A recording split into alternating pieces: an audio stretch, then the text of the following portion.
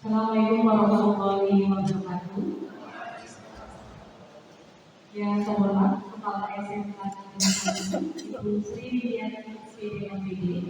Puji syukur kami panjatkan atas kehadirat Allah Subhanahu wa Ta'ala yang telah melimpahkan rahmat dan hidayahnya sehingga pada hari ini kita bisa berkumpul dalam acara diseminasi calon guru penggerak angkatan 29.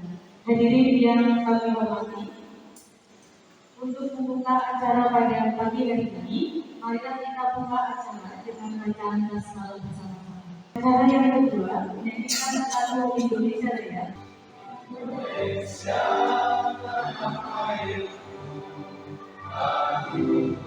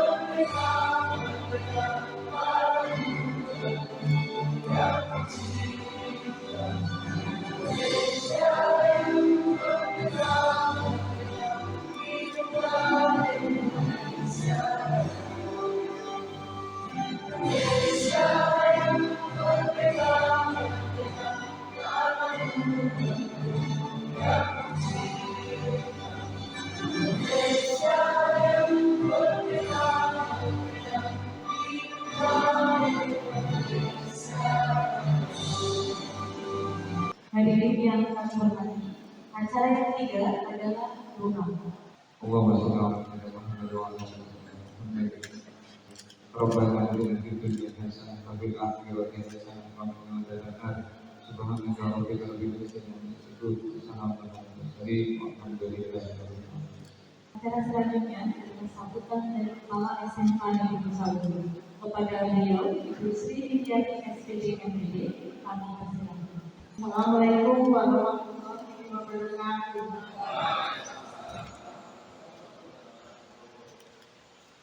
Yang saya hormati di sini rekan-rekan guru dan seperti yang hormati, diseminasi dari penggerak ini memang sangat penting sekali untuk digunakan pada kita semua. Biar ini kita bisa sepemahaman, sepemikiran dalam menjalankan kegiatan-kegiatan yang semestinya harus dilakukan oleh kita semua sebagai seorang pemimpin. Dalam hal ini, Bapak Ibu dan guru penggerak itu akan mendefinisikan tentang disiplin positif dan nilai-nilai kebaikan yang universal. Itu yang kayak apa? Disiplin positif. Disiplin positif itu terdiri dari apa saja? Apa yang harus kita lakukan? Yang nantinya ini akan menjadi suatu budaya positif. Yang saya sampaikan, mudah-mudahan ini bisa dilakukan mulai dari sekarang sampai nanti sore dan bisa bersama dengan Assalamualaikum warahmatullahi wabarakatuh. Acara selanjutnya adalah materi inti yang akan disampaikan oleh calon guru penggerak angkatan 29. Untuk yang pertama, tentang disiplin positif dan nilai-nilai kebaikan akan disampaikan oleh beliau, Bapak Abdianto Guru SPD. Assalamualaikum warahmatullahi wabarakatuh. Saya akan menyampaikan tentang disiplin positif dan nilai-nilai kebijakan universal. Saya akan melakukan SDG untuk Bapak Ibu semua. Semuanya bisa begini Bapak Ibu. satu sama dengan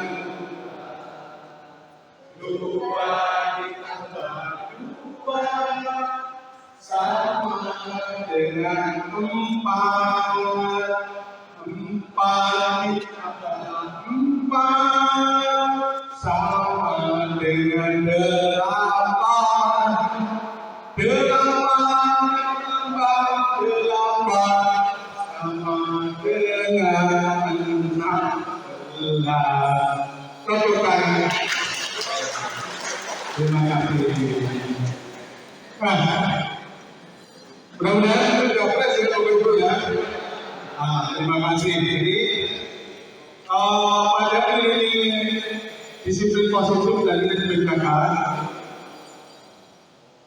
yang kita sampaikan. Yang pertama adalah kita cobalah buka.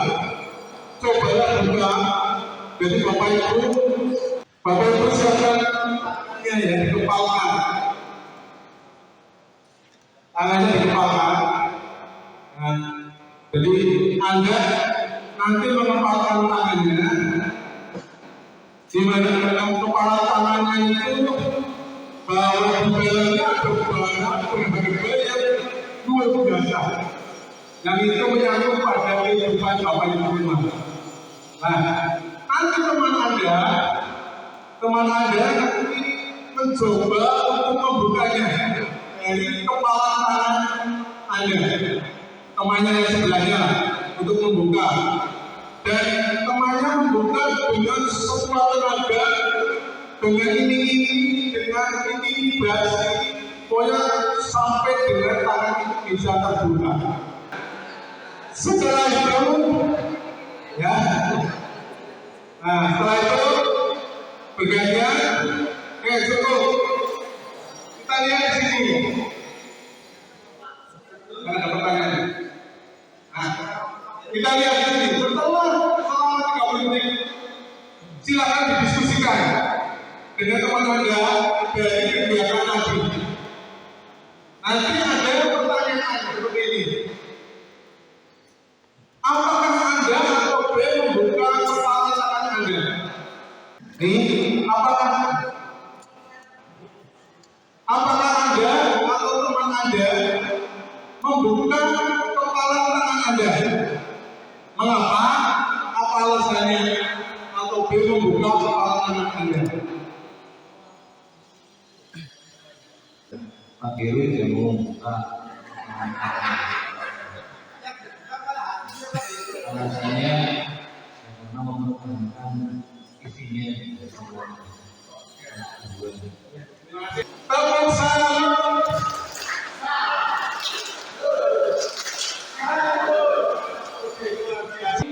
sesungguhnya siapa yang memegang kendali atau kontrol untuk membuka untuk kepala tangan Anda? Kalau menurut saya itu dari dua-duanya. Yang pertama kalau untuk yang memiliki tangan, dia berusaha melindungi apa yang dia miliki yang sangat berharga. Sementara yang mencoba membuka, mencoba mendapatkan sesuatu yang berharga dari temannya tersebut. Jadi kita sendiri yang memegang kontrol atas genggaman tangannya.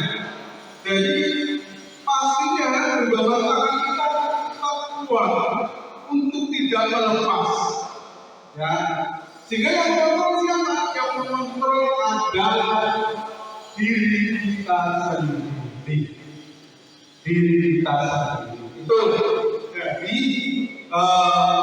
model yang diterapkan oleh teori kontrol illusion of control. Jadi tangan kita genggam sekuat tenaga, ya, tidak akan lepas. Yang akan melepaskan siapa?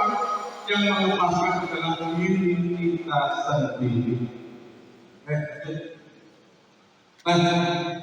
Teori kontrol ini disampaikan itu adalah oleh Dr. William Glasser, psikiater dan pendidik. Dr. Glasser dalam kontrol teori yang kemudian hari berkembang dan dinamakan voice theory, meluruskan berapa miskonsepsi serta makna kontrol.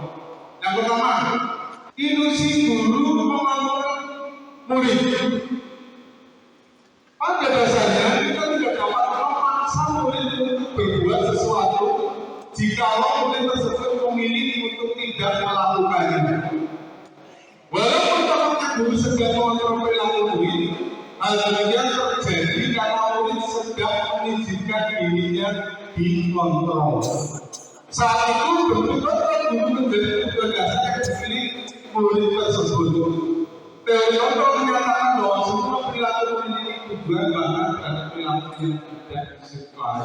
Jadi, bapak ibu guru itu yang nantinya akan memegang peran, ya, bisa mengontrol pada murid dalam proses ini. Makanya ilusi bahwa guru memegang pada muridnya. Yang kedua, ilusi bahwa semua penguatan positif efektif dan bermanfaat.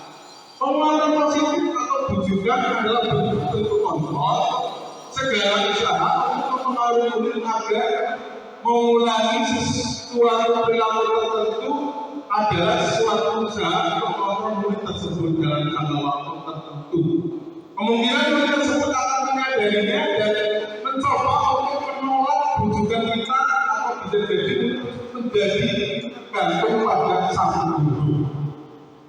Jadi ilusi bahwa semua penguatan positif dan bermanfaat ini harus kita pegang kuat sebagai bapak ibu. Jangan sampai kita dipengaruhi oleh muridnya dengan bujukan dengan apa? Nah, ini pentingnya bapak ibu pada teori kontrol ini. Kemudian yang ketiga, ilusi bahwa semua penguatan positif dan bermanfaat. Ilusi bahwa kritik dan membuat orang merasa bersalah dapat menguatkan karakter. Nih, penting sekali ini. Menggunakan kritik dan rasa bersalah untuk mengontrol murid menuju pada identitas gagal. Mereka belajar untuk merasa buruk tentang diri mereka. Mereka menggunakan dialog diri yang negatif. Kadang-kadang sulit bagi orang untuk mengidentifikasi bahwa mereka sedang melakukan perilaku ini. Karena seringkali guru cukup menggunakan suara halus untuk menyampaikan pesan negatif.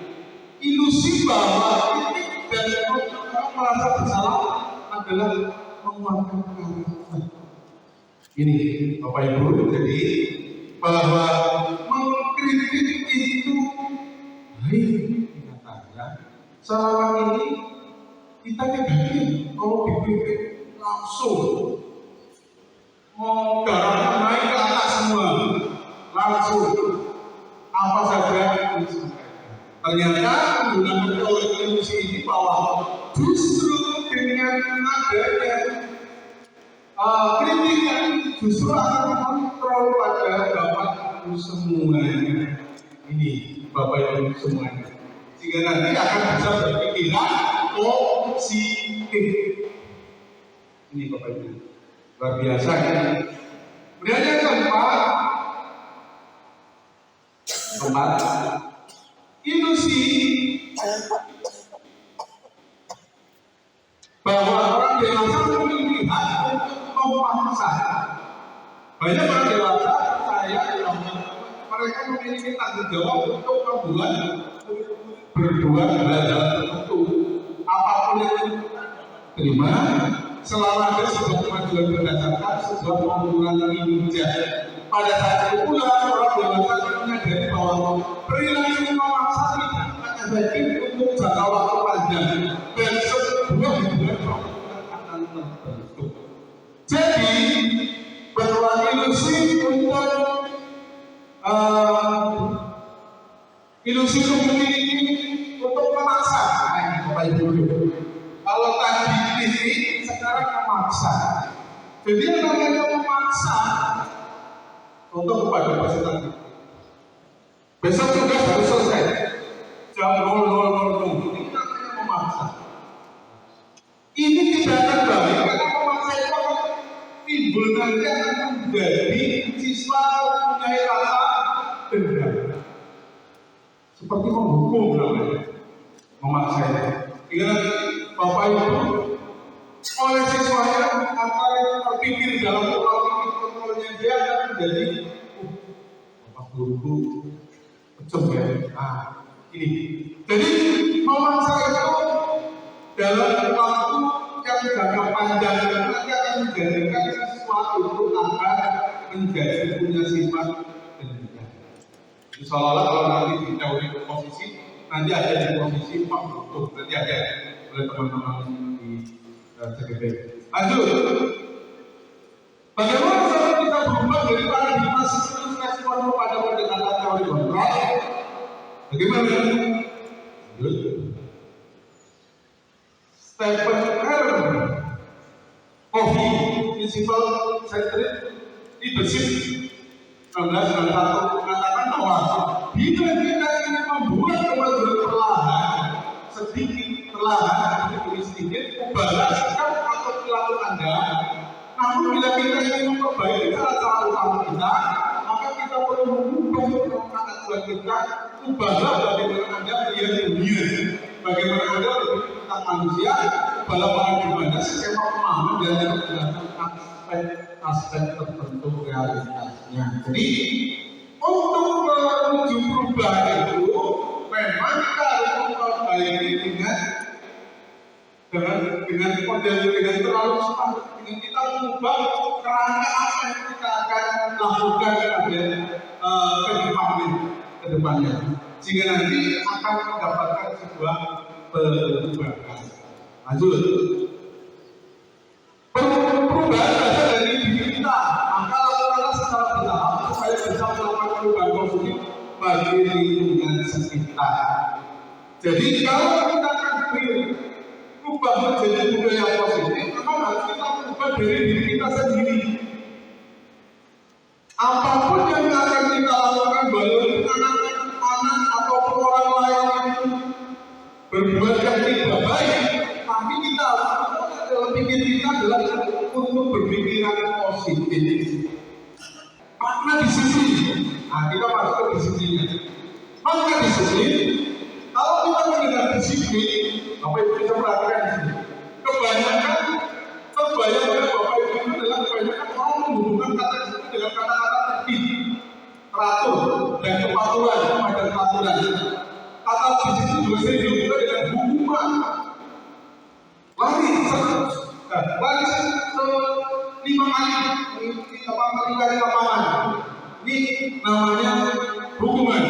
Padahal itu sungguh berbeda. Karena belajar tentang disiplin positif tidak dengan memberi hukuman. Justru adalah salah satu alternatif terakhir bila perlu tidak digunakan sama sekali. Nilai-nilai universal. Nilai-nilai universal ini kebajikan diri adalah sifat-sifat positif manusia yang merupakan tujuan dunia yang ingin dicapai setiap individu. Dalam teori kontrolnya bahwa menyatakan bahwa setiap perbuatan memiliki suatu tujuan.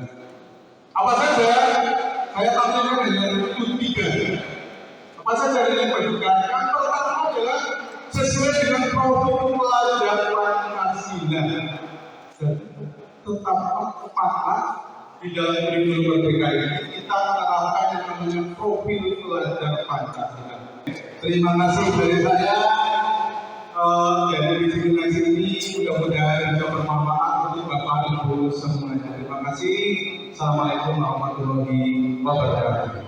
Hadirin yang saya hormati, untuk pematerian kedua, yaitu tentang teori motivasi, hubungan dan penghargaan yang akan disampaikan oleh beliau Bapak Haryanto dan Ibu Priati. Pertanyaannya kami persilakan. Terima kasih. Assalamualaikum warahmatullahi wabarakatuh. Saya bukan ya,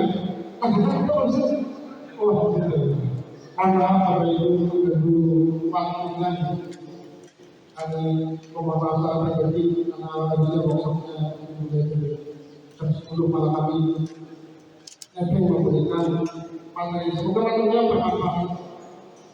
Sekedar motivasi saja untuk rekan-rekan yang belum mendapat silakan menggunakan materi itu masih ada kesempatan. Dan jelas ilmunya itu banyak yang bermanfaat. Menurut saya seperti itu. Tugasnya saya kira nggak perlu banyak. Ya karena memang bersama dengan kejar sekolah saja, dan sekolah itu berani dari sebetulnya dari ini. Tugasnya sebenarnya nggak perlu banyak sampai sehingga hanya sedikit paling berapa. Kita lanjutkan ke teori motivasi. Terima kasih Pak Piero. Jadi di sini menurut dosen bahwa ada 3 motivasi perilaku manusia. Yang pertama itu adalah menghindari ketidaknyamanan atau hubungan. Misalkan anak kita ada yang berangkat kasih, kita tanya motivasinya, dia ternyata hanya karena tidak mau berguru saja. Ini juga mungkin. Karena apa? Karena kita selalu menerapkan hubungan. Setiap anak kita buat betul. Anak itu artinya berangkat ke sekolah itu, tapi motivasinya bukan tidak mau berguru. Itu juga ada. Kemudian motivasi yang kedua adalah untuk mendapatkan imbalan atau pengaduan dari orang lain. Ini biasanya cenderung ke anak-anak yang rajin. Kenapa sampai seperti itu? Karena kita terbiasa memberikan hadiah kepada anak tersebut. Artinya anak itu termotivasi, dia itu rajin supaya dapat hadiah. Itu aja sih. Kalau kita nggak kasih hadiah, dia berhenti. Nah, untuk motivasi yang ketiga itu adalah menjadi orang yang menginginkan. Nah, ini alhamdulillah kalau saya lihat di tahun 40 itu apa yang dia sudah cukup bagus. Karena saya lihat anak-anak itu sudah mulai muncul kesadaran. Artinya mereka itu datang ke sekolah karena mereka keinginan supaya mereka bisa menjadi jiwa yang disiplin atas motivasi dari diri sendiri. Ini barangkali ketika kita itu bisa mencapai level yang ketiga. Kemudian lanjut hukuman konsekuensi dan restitusi. Tindakan pada suatu pelanggaran itu akan berbentuk hukuman atau konsekuensi. Tapi ini biasanya berbeda antara hukuman dan konsekuensi. Yang pertama adalah hukuman yang pertama. Tindakan terhadap suatu pelanggaran kemudian berbentuk hukuman atau konsekuensi. Tapi ada satu lagi yang namanya restitusi. Restitusi itu adalah menciptakan kondisi untuk memperbaiki diri, itu namanya restitusi. Nanti ada sedikit restitusi yang kita mau dengan lain. Tadi itu. Ini hukuman. Dulu di sekolah kita itu kita terbiasa. Saya termasuk guru yang pengen menghukum. Saya dulu juga seperti itu. Kalau ada anak kambing, tarik 10 keliling lapangan begini. Itu mendapatkan seperti itu. Itu hukuman sifatnya. Dan biasanya tidak relevan dengan prinsipnya kita misalkan saya di pelajaran 5 tidak boleh jalan tugas, saya minta lagi ke pusat itu ada berbeda pelajaran 4 untuk disuruh lagi. Ini sifatnya hukuman. Dan tidak berencana itu yang namanya hukuman. Kita tidak merencanakan sesuatu. Tahu-tahu biasanya tahu. Berbeda dengan materi yang namanya konsekuensi. Kalau konsekuensi itu adalah sesuatu yang sudah disepakati. Misalkan kita membuat sebuah keyakinan kelas. Keyakinan kelas itu misalkan pelajaran dimulai ketika guru sudah kosong. Nah, terus kemudian siswa yang telah bantu bilang datang lebih 5 menit setelah gurunya masuk. Kemudian di situ ada kesepakatan anak konsekuensinya apabila saya terlambat, konsekuensinya apa anak-anak? Konsekuensinya apabila saya terlambat, saya akan menyapu di sana. Ketika saya terlambat, saya disapu masuk kepadanya itu adalah konsekuensi. Maka memang sudah disepakati dan sebetulnya sudah direncanakan antara anak sama guru yang berdasarkan dari kesepakatan kelas ketika sebelum pembelajaran. Nah, ini yang mungkin perlu kita ubah. Jadi dari kata hukuman itu kita perlu ubah menjadi yang namanya konsekuensi. Konsekuensi itu sudah ada kesepakatan antara sang guru dengan siswanya. Supaya apa? Supaya anak itu tidak lagi berada pada level dihukum. Dia ngerti itu karena tak hukuman, itu supaya kita bisa berpikir diri. Kemudian ada lagi yang terakhir adalah restitusi. Kita sering dengar ya, kemarin ada kasusnya David dan Mario ya, itu yang ditendang sampai akhirnya memberontak itu, kemudian si Mario itu ditendang berapa miliar untuk restitusi. Tapi setelah itu restitusi dalam dunia hukum ya, restitusi sendiri di sini adalah upaya untuk memperbaiki diri, bukan sebuah orang bisa kesalahan. Itu namanya restitusi. Misalnya, karena dulu kan ini dengan saya CGP, saya kalau kami berusaha untuk menerapkan yang namanya restitusi sedang kita berdiri itu bersama kawan yang dengan guru senior saya yang di depan itu, anak-anak itu saya tanya kenapa mereka terlambat, terus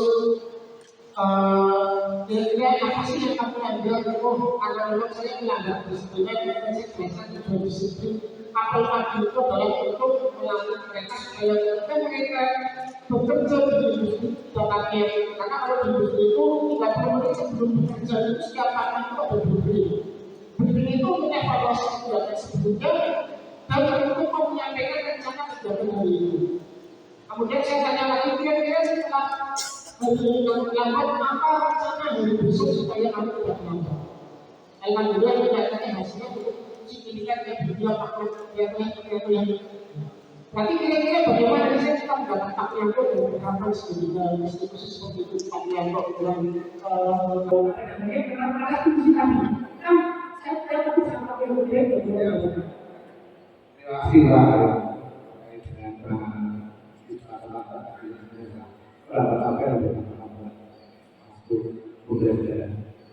jadi apa yang sudah diterapkan kemudian berjalan dengan langkah dengan baik, artinya kita membiasakan sebuah kebiasaan itu. Kalau dulu memang betul ada anak yang terlambat lalu diberikan hukuman bisa berupa fisik, entah itu lari, entah itu melakukan push up. Tapi bila sekarang diberikan pengertian, diberikan pemahaman, artinya beberapa minggu ini atau bulan ini sudah kelihatan ada perubahan yang positif. Artinya anak-anak yang biasanya berangkatnya agak telat ini sudah ada perbaikan. Saya kira apa yang sudah diterapkan, apa yang sudah dilakukan kepada anak, artinya tidak hanya memberikan bisa memberikan pemahaman kepada anak. Ini hasilnya ternyata lebih baik dari sekedar memberikan hukuman fisik. Itu terima kasih. kamu tahu Bapak Rianto, terima kasih Pak Rianto dengan alhamdulillah kita pasti kita tidak setiap pagi akan ada bersama Pak Rianto di depan. Termasuk ketika hari Kamis, anak-anak yang terlambat itu kita ajak untuk kita terus bersama di ruangan tersendiri. Yaitu dalam upaya membuka kesadaran. Artinya memang kita harus bisa mengubah pola apa yang di desa Solo dari sebuah rutinitas menjadi sebuah pembentukan kesadaran.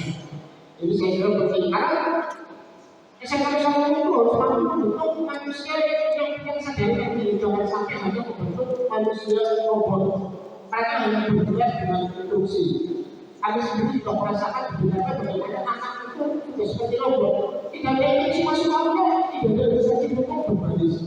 Nah ini beberapa manusia yang sebelumnya kan. Harapannya dengan penerapan restitusi di sekitar Solo itu, kadang-kadang bisa berubah menjadi lebih punya inisiatif atas dasar-dasar. Kira-kira seperti itu, artis selanjutnya nanti akan disampaikan oleh dengan kami di Mediasis. Terima kasih Pak Rianto, kami saya berbincang dalam 12 tahun.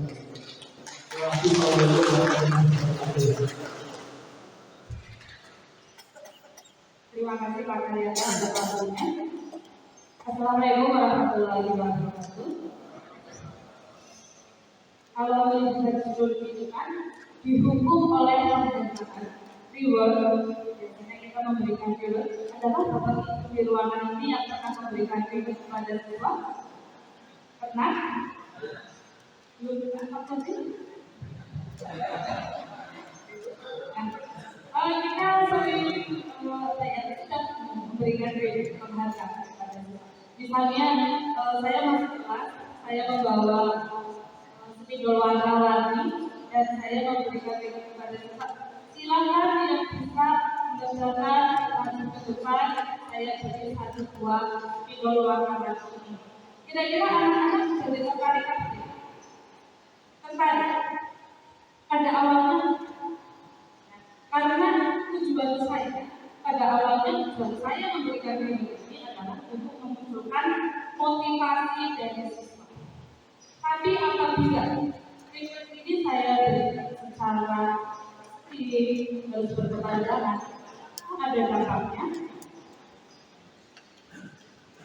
Misalnya di dalam, silahkan yang bisa nanti saya beri reward. Anak-anak yang pintar, pasti dia akan termotivasi untuk cepat-cepatan mengerjakan dan menuliskan jawabannya yang tepat. Tapi untuk anak-anak yang memang tidak bisa, apakah kira-kira dia jadi termotivasi? Anak yang biasanya di kelas pertama itu cuma buat benar-benar, apakah dia akan jadi termotivasi untuk masuk? Saya rasa. Nah, kita sebagai guru harus bisa memahami bahwa siswa kita itu terlahir dengan kodrat yang berbeda-beda. Ada anak yang memang dari sananya memang pintar, berani, percaya diri yang tinggi, tapi ada anak yang memang dari sananya itu dilahirkan dan pintar. Ketika kita memberikan diri pada temannya, mungkin saja ada temannya yang kiri, masuk akal seperti ini. Ada yang merasa rendah diri, dan jangan salah nanti juga ada yang lah kader pulpen, kader spidol bisa pulpen. Jadi anak itu malah jadi apa? Nah, kita juga harus memikirkan dampaknya bagi publik dengan kita memberikan reward itu. Apakah memang efektif untuk memunculkan motivasi belajar? Nah, terus nanti kalau kita sering memberikan reward, itu bisa menimbulkan persaingan yang sangat di dalam diri kita dan ada rasa iri dari teman-temannya. Nah, jadi ternyata reward yang diberikan ternyata bisa merangkak diri. Yang pertama, pengaruh jangka pendek dan jangka panjangnya. Untuk jangka pendek, mungkin itu akan efektif karena memberikan motivasi dari siswa. Tapi juga bisa tidak efektif. Menghargai ternyata tidak efektif. Kenapa? Tidak efektif.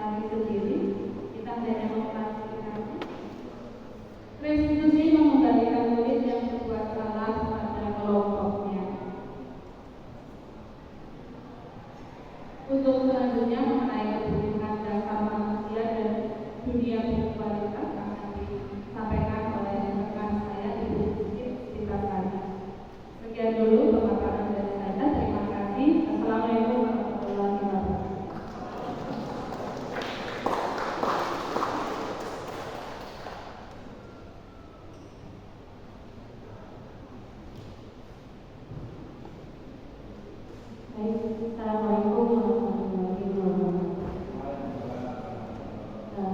Ini saya memaparkan sedikit tentang kebutuhan dasar manusia dan nanti yaitu kita mempelajari tentang dunia berkualitas. Kebutuhan dasar manusia seperti yang ketahui ya, manusia itu adalah suatu hal yang terlebih dahulu sikap ini. Kenapa terpenuhi? Agar manusia itu bisa bertahan hidup dan melanjutkan hidup. Jadi di sini kita setiap manusia pasti mempunyai tujuan. Dari tindakan manusia itu mempunyai tujuan.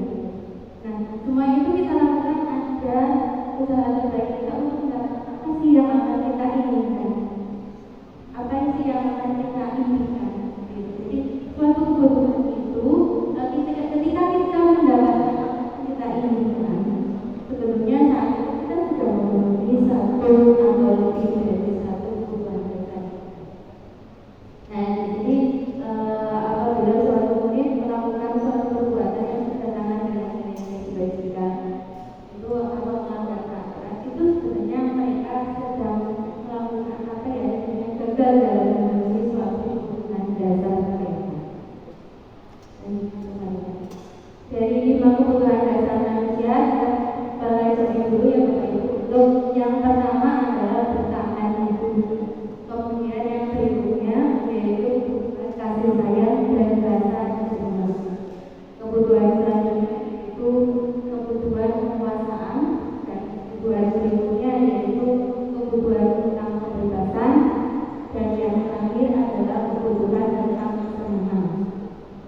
Yang pertama untuk kebutuhan bertahan hidup. Kebutuhan bertahan hidup merupakan kebutuhan yang bersifat fisiologis. Kenapa fisiologis Bapak Ibu? Dalam kebutuhan bertahan hidup itu diberi kebebasan, diberi kesehatan, ya. Diberi kesehatan. Kita diberi kesehatan itu termasuk kebutuhan untuk bertahan hidup. Kita mempunyai rumah yang kita miliki itu mampu akan bertahan hidup. Yang kita punya, kita mempunyai makanan, kita bisa makan. Jadi kan kita bisa memenuhi untuk kebutuhan dalam bertahan hidup kita. Kemudian kebutuhan biologis sebagai bagian dari proses reproduksi untuk tetap bertahan hidup. Komponen psikologis pada kebutuhan ini meliputi kebutuhan akan perasaan aman. Nah, sangat untuk kebutuhan yang pertama tadi untuk yang bertahan hidup ya Bapak Ibu. Misalkan siswa di kantin, misalkan ada yang Bapak Ibu yang bertanya, kenapa kamu jajan di kantin? Nah, siswa itu menjawab, karena saya lapar Bapak Ibu, karena saya lapar Bapak Ibu, dan orang tuanya tidak membawakan bekal makan siang. Nah, maka kebutuhan dasar yang harus dipenuhi oleh siswa tersebut adalah kebutuhan dasar bertahan hidup. Kemudian yang kedua, kebutuhan kasih sayang dan rasa diterima. Nah, dalam kebutuhan kasih sayang dan rasa diterima di sini meliputi adanya kebutuhan akan hubungan dan koneksi sosial. Jadi ada hubungan antara masyarakat dengan sosial. Kebutuhan untuk memberi dan menerima kasih sayang dan kebutuhan untuk merasa menjadi bagian dari suatu kelompok tersebut. Misalkan di sini seperti kita diterima oleh teman, diterima oleh keluarga, atau kita disayangi, diberi kasih sayang oleh keluarga atau oleh pasangan hidup, terus oleh teman kerja, kita merasa diterima oleh teman-teman rekan kerja kita. Kemudian kita sayang dengan binatang peliharaan, Bapak Ibu mempunyai binatang di rumah, nah itu merupakan kebutuhan kasih sayang dan rasa diterima. Dan kelompok di mana kita tergabung, berarti dalam kelompok di mana kita tergabung itu kita mampu memenuhi kebutuhan akan rasa diterima kita. Misalkan dalam kebutuhan kasih sayang dan rasa diterima itu sebagai contoh, misalkan anak-anak memiliki kebutuhan dasar kasih sayang dan rasa diterima yang tinggi. Nah, biasanya di sini anak tersebut disukai ya, dan diterima oleh lingkungannya. Mereka juga akan akrab dengan orang tua kebutuhan dari kasih sayang dari orang tuanya. Kemudian di samping itu juga mereka belajar karena suka pada gurunya, itu juga termasuk kebutuhan kasih sayang. Berikutnya lagi bagi mereka sangat emas bayar sangatlah penting, itu juga kebutuhan kasih sayang. Mereka juga bisa bekerja dalam kelompoknya. Berikutnya yang ketiga yaitu kebutuhan kekuasaan atau kebutuhan pengakuan atas kemampuan. Nah, di sini penguasaan, kalau penguasaannya berbicara tentang penguasaan, jadi ini untuk menjadi kompeten, untuk menjadi terampil, kemudian diakui atas prestasinya, diakui atas kemampuannya, diakui atas keterampilannya. Jadi di sini kebutuhan itu dianggap berharga atau bisa membantu perbedaan, bisa membantu sampai kompetensi diakui dan dihormati. Gitu. Kemudian untuk kebutuhan penguasaan ini berhubungan dengan kekuatan untuk mencapai sesuatu. Nah, sebagai contoh Bapak Ibu, anak-anak yang memiliki kebutuhan dasar akan penguasaannya yang tinggi biasanya selalu ingin menjadi pemimpin. Betul atau tidak Bapak Ibu? Ya, seperti itu. Jadi mereka suka dengan mengamati sebelum mencoba hal-hal yang baru. Mereka mengamati dengan hal yang baru, berinovasi dengan baru. Dan mereka biasanya kecewa bila mengalami melakukan kesalahan. Nah, di sini dari sifat itu mereka biasanya menginginkan rapi dan sistematis. Dan di sini selalu menjadi agar berusaha menjadi yang terbaik. Nah, itu namanya penguasaan atau hubungan tentang pengakuan atas kemampuan. Berikutnya yang keempat, kebutuhan tentang kesenangan. Kalau bicara tentang kesenangan, untuk mencari kesenangan biasanya anak-anak bisa bermain, siswa kita bisa tawa, kemudian bisa keluar kelas yang sesuai dengan tuntunan yang mereka inginkan, karena dalam belajar kita adalah pembelajaran yang menuntut sesuai dengan kodratnya seperti sesuai dengan perkembangan zaman. Nah, maka dari itu untuk kebutuhan dasar kesenangan ini yang biasanya ingin menikmati apa yang dilakukan. Mereka juga berkonsentrasi tinggi saat mengerjakan hal yang disenangi. Jadi mereka melakukan suatu pekerjaan apa yang dipenuhi dengan rasa senang apabila mereka sesuai dengan kehendaknya. Jadi kita sifatnya mengajar sesuai dengan hak mereka atau berpihak pada murid. Kemudian yang berikutnya, ini cukup dalam dunia kualitas ini, siswa dalam dunia kualitas ini tempat yang masuk dalam pikiran Anda, tempat Anda menemukan gambaran representasi dari semua yang Anda ingini. Bisa berisi orang-orang, atau apa saja yang terbaik dalam hidup Anda dan membuat Anda merasa bahagia dan kemudian Anda. Nah, gambaran dunia berkualitas itu bagaimana Bapak? Gambaran dunia berkualitas itu adalah tempat khusus dalam pikiran Anda, tempat Anda menyimpan gambaran representasi dari yang semua Anda inginkan. Itu misalkan dalam murid kita mempunyai gambaran dunia berkualitas mereka. Tentunya kita sebagai guru, kita ingin mereka memasukkan hal-hal yang bermanfaat, hal-hal yang berguna, dan mempunyai nilai-nilai kebajikan yang hakiki ke dalam dunia berkualitas mereka. Apabila guru dan membangun generasi yang memberdayakan dan memerdekakan murid, maka murid akan meletakkan dirinya sendiri individu yang positif dalam dunia berkualitas karena mereka menghargai nilai-nilai kebajikan. Berikutnya yang tetap kita bermain kuis ya Bapak Ibu. Nanti kita menebak dari beberapa kebutuhan yang kita pelajari tadi, dari 5 kebutuhan tadi ada cinta dan kasih sayang, kemudian kebebasan, kesenangan, dan penguasaan. Nah, ya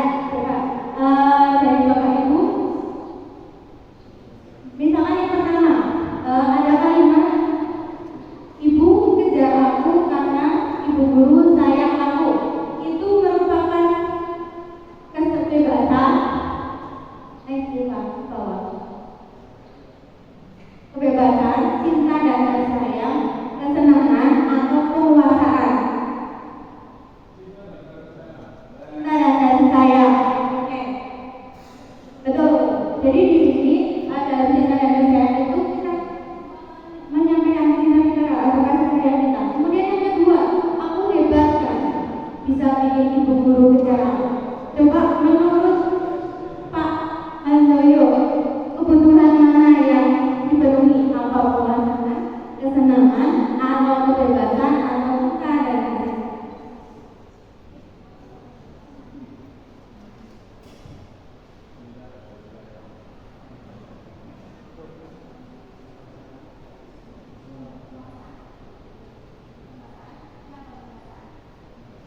Karena perasaan itu kita jadi bisa mempengaruhi orang lain.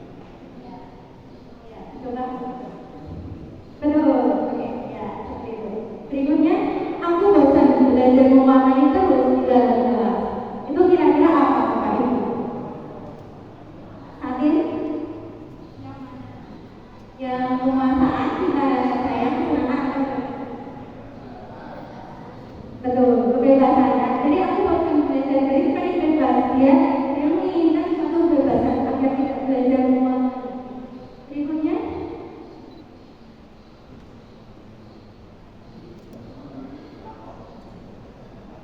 Ya, mungkin itu ya Bapak Ibu untuk kebutuhan dasar. Ada gambaran yang untuk kebutuhan dasar yang tadi disampaikan. Ada kebutuhan dasar yang tadi dimiliki oleh setiap orang. Nah, tentunya kita harus bisa memenuhi semua kebutuhan dasar tersebut. Mungkin itu dari saya. Maaf, berikutnya silakan Bu Farida untuk sesi berikutnya. Terima kasih. Wassalamualaikum warahmatullahi wabarakatuh.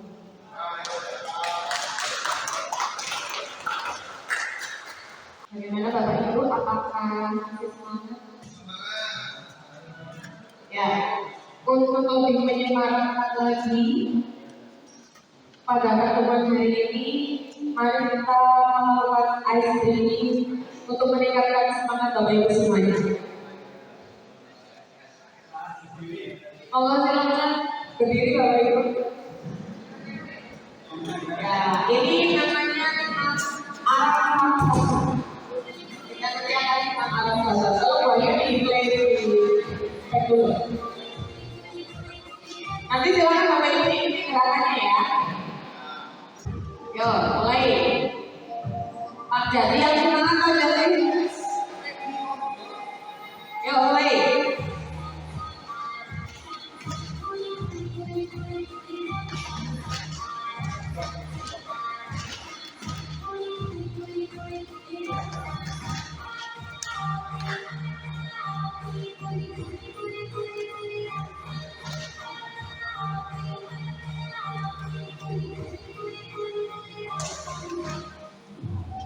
Ya, selesai.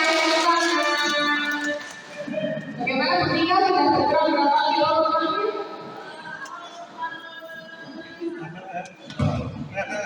Ya baik. Oke, kita lanjutkan lagi. Setelah tadi kita senang kita lanjutkan program kita tentang keyakinan sekolah atau keyakinan kelas. Keyakinan sekolah atau keyakinan kelas ini pada dasarnya merupakan suatu metode untuk menimbulkan perubahan disiplin positif yang didasari oleh motivasi dari dalam diri. Pembentukan keyakinan kelas ini di sini ada peran dari guru untuk mewujudkan keyakinan kelas bersama-sama dengan sekolah atau kelas melalui kesepakatan antara guru dan juga siswa. Keyakinan tersebut berupa pernyataan universal yang mudah diingat dan dipahami dan harus diterapkan dalam lingkungan sekolah.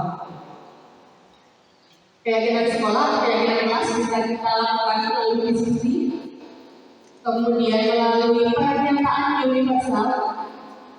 Nah, kemudian proses untuk membentukkan keyakinan kelas. Yang pertama, guru beserta dengan murid itu melakukan diskusi yang nanti di sini itu akan memunculkan peraturan yang perlu ditaati oleh semua warga kelas. Mengubah peraturan menjadi kalimat yang lebih positif. Maksudnya, peraturan yang tadinya yang berimplikasi negatif. Misalnya seperti ini, tidak boleh terlambat masuk kelas. Nah, kita banyak jadi kalimat yang positif dengan menghilangkan kata tidaknya. Kira-kira pernyataannya bagaimana? Tidak boleh terlambat masuk kelas menjadi suatu kalimat yang positif. Contohnya bagaimana? Atau contoh kalimatnya seperti apa?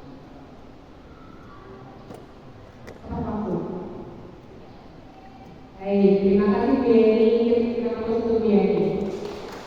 Contohnya seperti itu ya, jadi kita berusaha untuk menghilangkan kalimat negatif, berubah menjadi kalimat yang lebih positif. Kemudian yang ketiga, mencarikan orang-orang menjadi nilai kewajiban atau keyakinan. Kemudian yang keempat, berdiskusi mengenai gambaran perilaku yang mencerminkan keyakinan kelas, berdiskusi mengenai peran seluruh warga kelas atau sekolah, meninjau ulang keyakinan kelas dari waktu ke waktu. Contoh keyakinan kelas, misalnya di sini ada rasa hormat, kemudian bekerja diterima dan dimiliki. Untuk rasa hormat, kami meyakini bahwa sangat penting untuk menghormati semua orang dan barang-barang milik orang lain. Jadi kita bisa saksikan di sini, kalimat ini itu tidak mengandung kalimat negatif. Kemudian bekerja, kami meyakini bahwa sangat penting untuk segala pekerjaan atau memiliki kegiatan yang telah ditugaskan diterima dan dimiliki. Kami meyakini bahwa sangat untuk merasa diterima pada suatu kelompok dan saling peduli satu dengan yang lain. Contoh keyakinan kelas antara lain, kami akan menjaga ketertiban dan kebersihan kelas setiap saat. Kami senantiasa menghormati guru dan menghormati sesama teman. Kami akan bersungguh-sungguh belajar dengan penuh antusias dan tanggung jawab. Kami saling bekerja sama dan saling membantu jika ada teman yang mengalami kesulitan dan memerlukan bantuan. Kami akan disiplin dan menghargai waktu untuk datang tepat waktu sebelum pembelajaran dimulai. Ini adalah contoh-contoh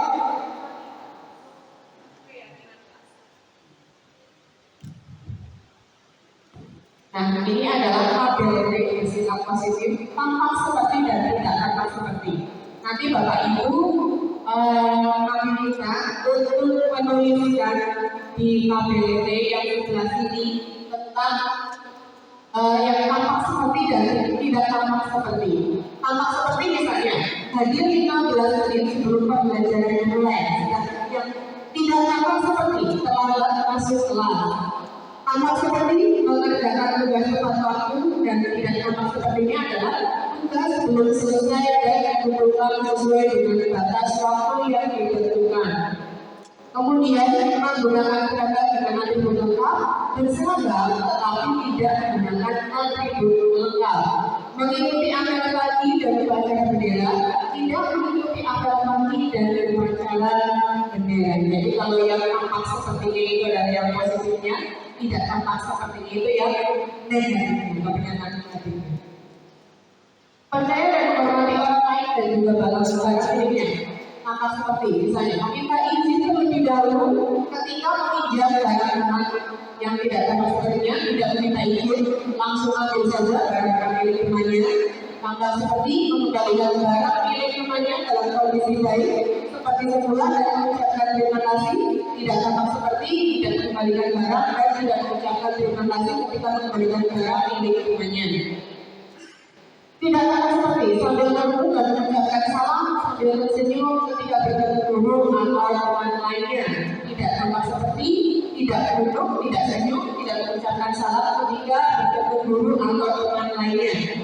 Tampak seperti menghargai pendapat orang lain dan mau menerima hasil keputusan bersama. Tidak tampak seperti tidak menerima pendapat orang lain dan tidak mau menerima hasil keputusan rapat karena bukan itu saya. Ini adalah tabel nanti Bapak Ibu juga akan diminta untuk membuat kalimat di kertas yang ada di sana. Bagian yang atas itu terdengar, kemudian yang samping-sampingnya terlihat dan berperilaku. Terdengar, misalnya satu orang berbicara, saya bantu. Belajar bersama yuk, saya tinggal ya, saya minta tolong ya. maaf, terima kasih. Itu yang pertama. Kemudian yang ketiga, saling membantu dan juga saling bekerja sama dengan sama dan saling memberikan semangat, saling memberi kata terima kasih dengan sesama ketika orang lain berbicara. Terutama untuk berperilakunya misalnya bersikap ramah dan juga sopan dalam berbicara, mau membantu teman ketika kesulitan dalam mengerjakan tugas, tersenyum dan ramah dengan teman walaupun berbeda.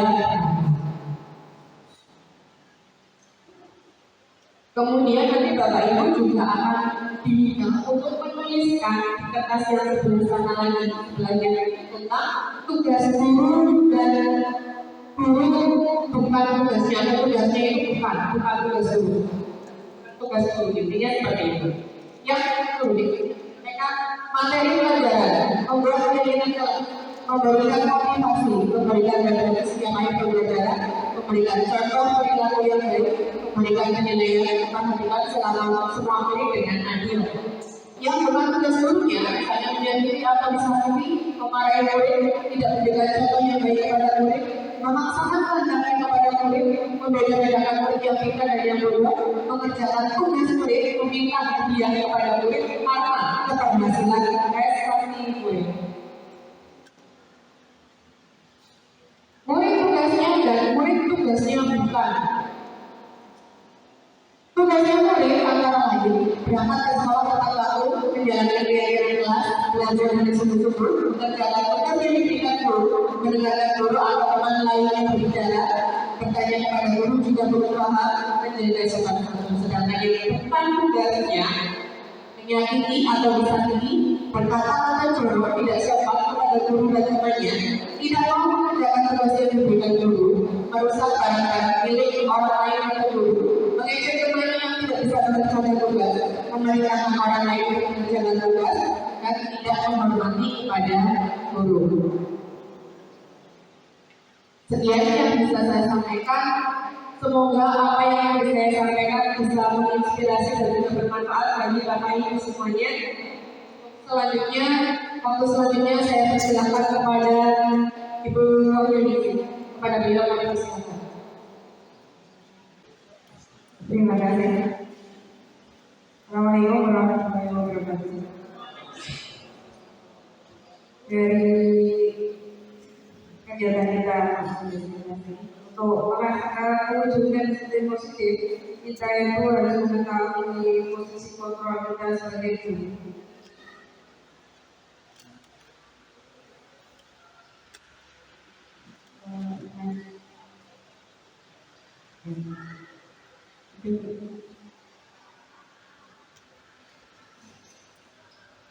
Posisi kontrol bagi guru itu ada 5: penghubung, pembaru rasa bersama, pemantau, dan manajemen. Nanti kita merefleksi diri kita sendiri, terutama saya, di mana posisi kita sebagai seorang guru, posisi kontrol kita itu terletak di mana? Untuk yang pertama,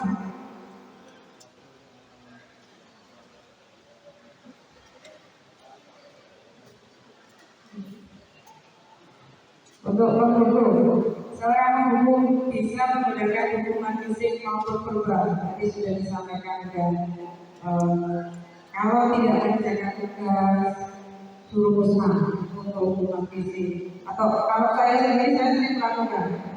Kalau tugasnya tidak dikumpulkan tepat waktu, hari berikutnya tidak dikumpulkan itu jadi 2 kali lipatnya. Itu sering saya lakukan zaman dulu kan. Sekarang mulai berkurang. Masih sedikit. Orang-orang yang menjalankan posisi hukum senantiasa mengatakan bahwa sekolah memerlukan sistem atau alat yang dapat lebih menekan murid-murid lebih dalam lagi. Ini dulu saya yakin begitu. Dengan hukum merasa dulu menjadikan murid itu jadi disiplin dengan tema tersebut. Yang kedua, membuat merasa bersalah. Ini kadang-kadang kita sebagai wali kelas terutama itu sering melakukan program merasa bersama. Kalau anaknya wali kita ada permasalahan, kamu nggak kasihan dengan orang tua kamu aku dikasih saran untuk ini, ya kasihan, itu termasuk membuat rasa bersalah anak di situ. Sebagai teman, selain di posisi sebagai pemukul dan rasa bersalah ini kita juga posisi teman. Guru pada posisi ini tidak akan menyakiti murid, namun akan tetap berupaya mengontrol murid melalui persuasi. Posisi teman pada guru bisa negatif atau positif. Positif di sini berupa hubungan baik yang terjalin antara guru dan murid. Guru di posisi teman menggunakan hubungan baik dan semua untuk mempengaruhi seseorang. Kalau sebagai teman ini sisi negatifnya kalau ketemu dengan muridnya, apaannya, "Halo Bu," biasanya begitu. Sekarang ini sudah banyak di sekitar kita. Perbedaannya itu yang atau lapas gitu. Memang gitu di posisi itu nanti bisa seperti itu kalau kita menjadi teman. Jadi di mana kita harus memposisikan. Untuk memantau berarti mengawasi. Pada saat kita mengawasi, kita bertanggung jawab atas perilaku orang-orang yang kita awasi. Posisi pemantau berdasarkan pada peraturan dan konsekuensi. Tadi sudah disampaikan oleh teman yang lain untuk konsekuensi. Dengan menggunakan sanksi atau konsekuensi, kita dapat memisahkan hubungan pribadi kita dengan murid sebagai seseorang yang menjalankan posisi pemantau. Yang terakhir adalah posisi manajer. Posisi di mana guru berbuat sesuatu bersama dengan murid, mempersilahkan murid mempertanggungjawabkan perilakunya, mendukung murid agar dapat menemukan solusi atas permasalahannya sendiri. Jadi kita tidak fokus, tapi mengarahkan siswa mengetahui bahwa saya ini ternyata bersalah. Kemudian di posisi manajer ini memberikan solusi untuk murid kita menemukan jalan keluarnya, tidak dengan tekanan kita atau hubungan yang lain. Ini adalah level yang penting untuk posisi manajer ini yang mana. Tapi saya sendiri itu belum bisa mencapai. Saya itu baru yang sering saya lakukan dulu adalah bentuk. Sekarang saya sudah mulai posisi teman. Pak Puji boleh tanya apa ya? Kalau mau Pak Puji ini adalah sebagai teman seperti ini. Dari kelima posisi kontrol, Pak Puji itu di posisi yang mana ya Pak? Saya tidak. Terima kasih kalau saya mungkin hanya di pembuku. Ya kalau saya merasa nyaman.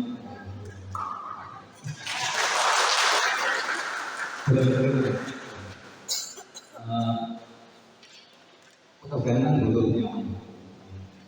Yang kedua, sebenarnya masalah hukum atau apapun kita kembalikan pada budaya positifnya saja.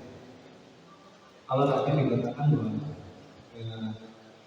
semuanya itu bisa diubah dalam contoh misalnya tadi yang peraturan bisa diubah dengan umat yang tidak memiliki tema positif. Nah, sebenarnya pembuku juga positif.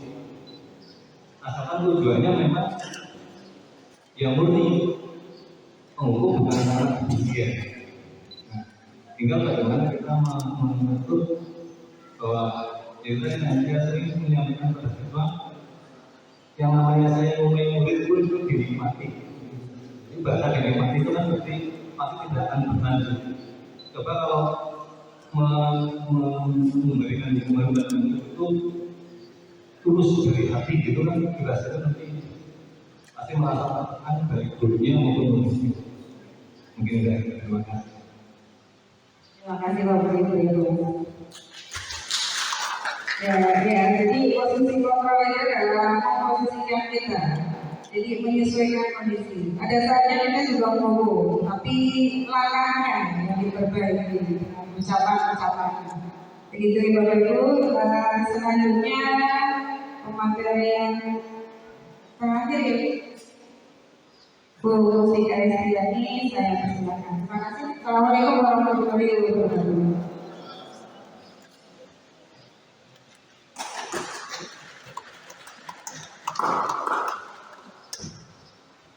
warahmatullahi wabarakatuh. Masih semangat Bapak Ibu. Untuk materi yang akan saya sampaikan itu adalah segitiga restitusi.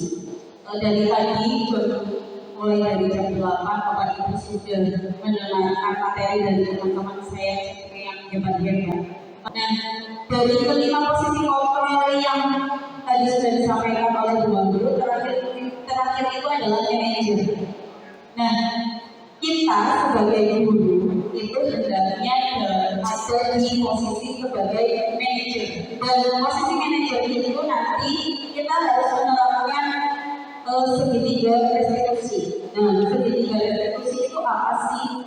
Nah, segitiga restitusi itu adalah suatu proses dialog antara guru dan murid yang melakukan kesalahan yang dijalankan oleh guru atau orang tua. Jadi segitiga restitusi ini nggak cuma buat guru sama murid, tapi bisa Bapak Ibu praktekkan di rumah untuk anak-anak Bapak Ibu agar dapat menghasilkan murid yang mandiri dan bertanggung jawab. Jadi dengan penerapan segitiga restitusi ini diharapkan itu kita nggak punya murid yang pendendam dan nantinya mereka akan menyadari kesalahannya serta akan memperbaikinya di kemudian hari. Nah, untuk segitiga restitusi itu ada 3 tahapan. Yang pertama itu adalah tahapan menstabilkan identitas. Menstabilkan identitas itu bagian dasar di bawah sendiri dasar dari segitiga. Tujuan untuk mengubah identitas anak dari orang yang gagal karena melakukan kesalahan menjadi orang yang sukses dari merasa sedih dan emosional hingga mampu menggunakan fungsi rasional. Kemudian untuk menstabilkan identitas berupa anak yang sedang mencari perhatian itu adalah anak yang sedang mengalami kegagalan. Kegagalan dalam hal apa? Kegagalan dalam memenuhi kebutuhan dasarnya. Dia mencoba untuk memenuhi kebutuhan dasarnya, namun ada kekurangan. Kalau kita mengkritik dia, maka kita akan tetap membuatnya dalam posisi gagal. Kalau kita ingin dia menjadi proaktif, maka kita harus meyakinkan si anak. Kemudian untuk menstabilkan identitas itu bisa dengan menggunakan kalimat. Berbuat salah itu tidak apa-apa. Kemudian ada kalimat tidak ada manusia yang sempurna. Saya juga pernah melakukan kesalahan seperti itu. Kemudian ada kalimat lagi kita bisa menyelesaikan ini. Bapak Ibu tidak tertarik mencari siapa yang salah, tapi Bapak Ibu ingin mencari solusi dari permasalahan ini. Kemudian kamu berhak merasa begitu. Dan yang terakhir untuk kalimat refleksi menstabilkan identitas adalah apakah kamu sedang menjadi teman yang baik buat diri sendiri. Kemudian tahapan yang kedua yaitu validasi tindakan yang salah. Setiap tindakan yang kita lakukan adalah dengan suatu tujuan, yaitu untuk memenuhi kebutuhan dasar. Kalau kita memenuhi kebutuhan dasar, apa yang mendasari sebuah tindakan, kita akan bisa menemukan cara-cara paling efektif untuk memenuhi kebutuhan tersebut. Menurut teori kontrol, semua tindakan manusia baik atau buruk pasti memiliki maksud atau tujuan tertentu. Jadi anak melakukan kesalahan tidur di kelas seperti itu ya, itu pasti mereka mempunyai tujuan. Oke, kemudian validasi tindakan yang salah ini adalah proses untuk memahami kebutuhan apa yang sedang berusaha dipenuhi oleh murid. Kemudian bukan berarti menguatkan tindakan yang salah, bukan berarti membetulkan, ya. Bukan berarti kita setuju dengan tindakan anak itu, tetapi di sini itu kita lebih menguatkan pemahaman akan alasan dari melakukan tindakan tersebut.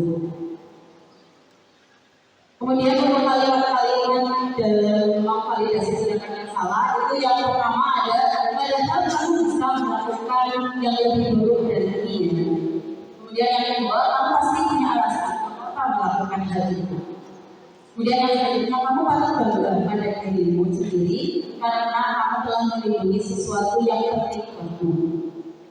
Kemudian yang keempat, kamu boleh mempertahankan sikap itu, tapi kamu harus menambahkan sikap yang baru. Kemudian yang selanjutnya, tahapan yang terakhir yaitu menanyakan keyakinan. Dari kontrol menyatakan bahwa kita pada dasarnya termotivasi secara internal. Kita punya motivasi dari dalam diri kita untuk melakukan sesuatu. Kemudian ketika identitas sukses yang telah tercapai di langkah 1 dan ketika waktu yang salah telah divalidasi di langkah kedua, tadi misalkan identitas dan validasi tindakan yang salah, maka anak akan siap untuk dihubungkan dengan nilai-nilai yang dia percaya dan berpindah menjadi orang yang dia inginkan. Kemudian, penanyakan keyakinan ini adalah proses di mana murid menghubungkan dirinya dengan nilai-nilai yang dipercaya. Kemudian untuk pertanyaan-pertanyaan di tahapan penanyakan keyakinan, yang pertama, apa yang kita percaya sebagai kelas atau keluarga? Kemudian, apa nilai-nilai umum yang kita telah sepakati? Apa bayangan kita tentang kelas yang ideal? Kemudian, kamu mau jadi orang yang seperti apa? Oke, tadi contoh penerapan segitiga restitusi. Jadi Bapak Ibu nanti bisa menerapkannya, murid-murid Bapak Ibu nantinya. Nanti kita juga akan belajar di sini untuk penerapan segitiga restitusi. Dan saya cukup sekian. Maaf bila banyak kekurangan. Saya wassalamualaikum warahmatullahi wabarakatuh. Warahmatullahi wabarakatuh. Kita masih ketemu lagi di sesi 2 ini, yaitu untuk membuat keyakinan kelas. Untuk keyakinan kelas ini nanti akan dipimpin oleh ketua kelas kita atau yang akan menjadi guru, yaitu Bapak Puji Agus Wibowo. Monggo kepada Bapak Puji dipersilakan ke depan untuk membimbing peserta didiknya. Monggo Pak Puji. Untuk pembuatan keyakinan kelas, langkah-langkahnya ada di depan.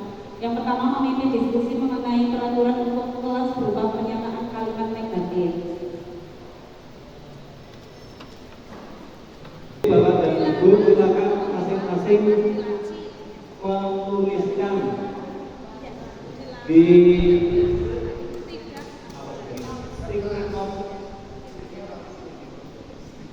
sticky note itu peraturan-peraturan apa yang ada dalam pikiran Bapak dan Ibu, masing-masing membuat satu. 23 semuanya. Ya, saya minta untuk dibacakan dulu di depan. Siswa tidak boleh membuang sampah di laci meja. Siswa dilarang membuang sampah di laci meja. Bapak dan Ibu silakan ubahnya menjadi kalimat yang positif.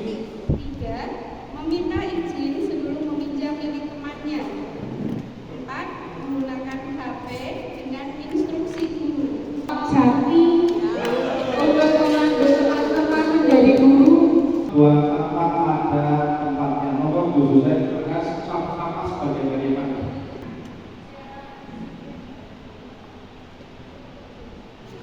Ya, terima kasih Pak Bulan. Ya, terima kasih Pak Joko.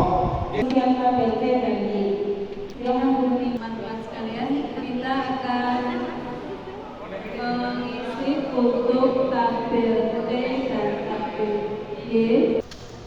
Oke, terima kasih Bu Besa. Sudah? Cukup?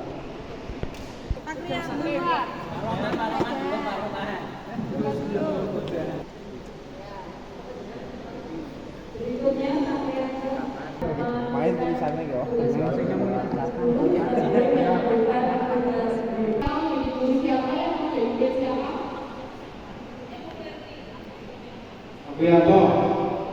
Bapak Ibu yang sudah meluangkan waktu untuk mendengarkan destinasi kami dari bertujuh di CGP 49, semoga kegiatan kita hari ini bisa membawa berkah dan manfaat untuk kedepannya. Bila